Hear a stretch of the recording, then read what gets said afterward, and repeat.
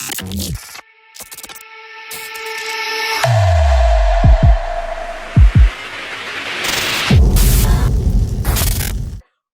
this planned to drop on Juneteenth before everything that has happened? Because Juneteenth is that girl over the last week. She has blossomed. That's a good way to think about it, actually.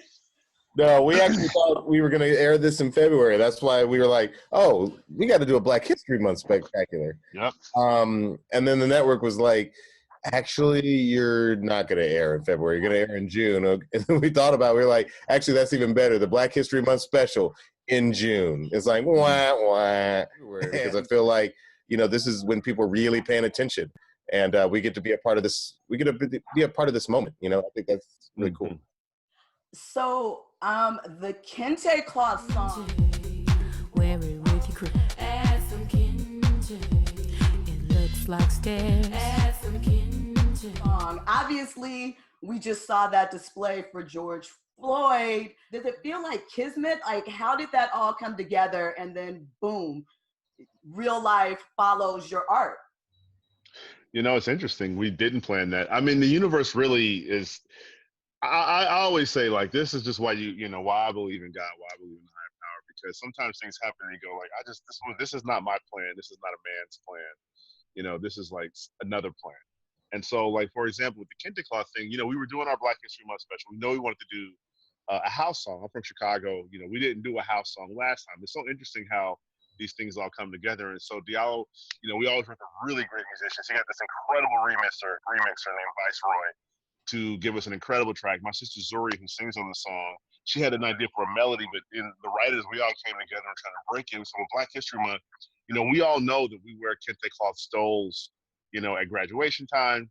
Right. And so for me, even I always tell people, like, you know, I thought Kente cloth was something that, you know, I know like how Kwanzaa is actually an American invention. I thought Kente cloth was an American invention because I only knew it and was aware of it as things that I saw at Black events, Black gatherings, and 50% of my mama's house, right? It's like literally, it's just plants and Kente cloth everywhere. So I'm like, this is our thing.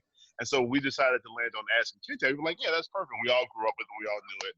And it's definitely a way for people to ally themselves with Black History Month. So you fast forward to June, and not only has our special been moved, and so we're like, great, we'll do it on Juneteenth.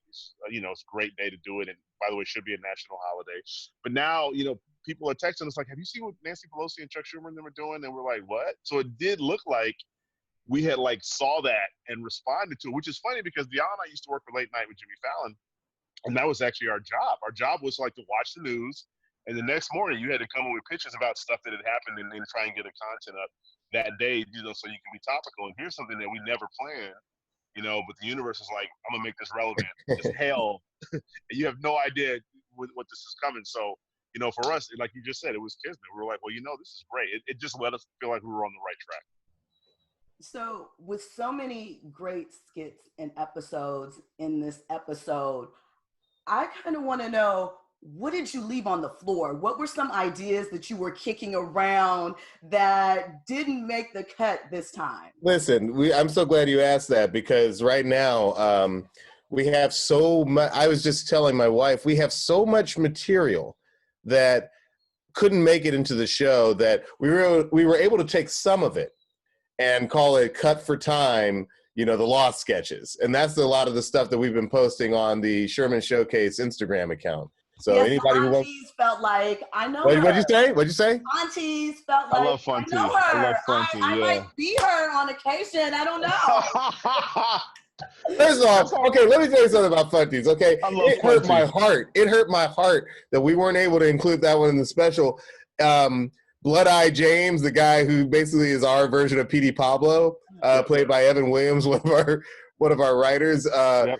I love that character, and I love the fact that just like PD Pablo, he put a commercial in at the end of the song. Yeah. So much of that stuff works. Yes, we felt for a while like we wanted to do a song about the font aunt, and I mean that's a classic example. Like I wish that video just had its own platform for like a month, so that people could actually listen to it, fall in love with it, digest it. Bashir and I have shot maybe 30 commercials and trailers for the special, and I'm not saying it out of any sort of ego or whatever. I think some of them are just really funny, but unfortunately, you know, and it's just the nature of TV, they want to release everything within like a couple of weeks of the show coming out. So you just get tons and tons of material. And I'm warning you now, I am going to be posting our trailers and commercials for this thing long after the specials come out, because I just want people to know that this is what we do with our time. Like we love what we do, and I think that love comes through in the special. Yeah, and I'm happy that the Fun Tea was so relatable. You know, I love that, because we all have that person. We all, you know, I have my Fun Tea, and so we all know who that is in our family. And like you said, sometimes some of us are that person. And so that, again, that just lets us know that we're hitting the mark if we're doing something that a lot of people can relate to. So the next thing I want to know, how does it feel for you as creatives to see that as fast as you are churning things out, like we talked about briefly earlier, that it's happening in culture? And as a creative right now with everything that is going on, how is that inspiring you in your work? Wow. Take it away, Bashir. Oh, well, look, I certainly try to be very personal in how I answer questions about the moment, because I do think that everybody is, you know, choosing how they want to engage on their own, choosing what their involvement and participation will be, choosing how they will use their voice. You know, for us, we've been blessed. You know, we hope to give people stuff that makes them happy, that makes them laugh. You know, I often told Diallo before we were starting this process, this is years ago, you know, that like I really wanted something that could do now what my family used to have, which we all come home and be watching Live in Color together. And I mean, it was literally like everybody from grandmama to baby cousins all in the same room laughing. And not everybody in the room was even getting the same parts of the joke, but there was like this really nice fellowship. We were all in the room laughing. And so now Diallo and I feel like we're kind of part of that tradition. We're part of the tradition of putting stuff out that everybody can enjoy, the whole family can enjoy. And that specifically as a Black person, you know, I'm from the South Side of Chicago. Diallo's from Atlanta. I can say, you know, for a fact that there's never been a moment in our creative life where there wasn't some sort of adversity popping off, you know, whether it was personal, whether it was professional. Even in high school, when we were writing these little funky little college essays, I'm sure both of us were experiencing things that other people in other parts of the country couldn't even relate to. And yet, you know, we still have the passion to go forward and to be creative, because so many people before us had way tougher odds. I mean, so many people before us lived in societies where they were by law not equal to other people, and it never hurt their creativity, and it only just spurred them and had them create better things. So I think that our forefathers and our ancestors have really set the bar incredibly high. And for us, if we can be a place where even in a time like this, people have something that they can fellowship around and enjoy and laugh about, and especially if it has a little bit of social awareness in it, because both Diallo and I are from big Black families, so even though no matter what we create, there's always going to be a little bit of intelligence in there, a little bit of edutainment. As Karen was going to say. That's right. I was meaning to use that word all morning. Yeah. Edutainment. But if we can do that, then I think we feel honored to be part of that tradition.